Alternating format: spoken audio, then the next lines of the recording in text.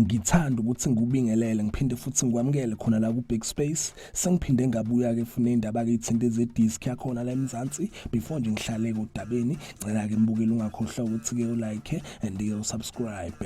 Namhlanje ngiphethe ke indaba ke etrendayo, indaba ke ezenzeka lapha kwi-PSL. Ngiphethe ke la indaba ke ivezwe ngu-SABC Sports eyithinta ke lapha ama-targets ayo ki-Kaizer Chiefs, abadlali ke bayo lapha iChippa United okuStanley Nwabali, mase kuba nguye ke lapha uSinoxolo kwayiba. So la kuvela ukuthi ke iChippa United isiphumele kobala isikuvezile ukuthi ke yona isiready ukuthi ke idayise lapha abadlali baya ababili okuyena kuNwabali naye ke lapha uSinoxolo kwayiba.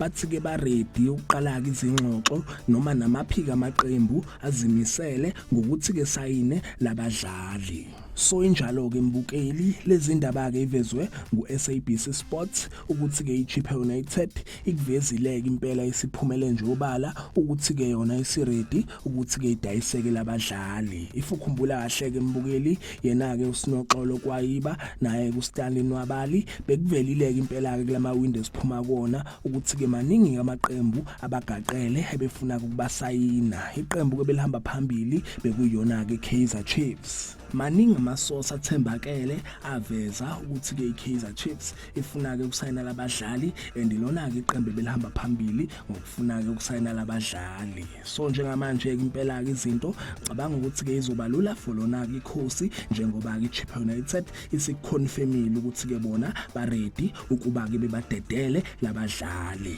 Izo ke lezi ke mbukela indaba ke isematheni indaba ke etrendayo ebengiphathele zona. Ngicela ukuthi ungakhohlwa ukuthi ke ulike and you subscribe. Ake ngithi nje danke ngiyazi bongela.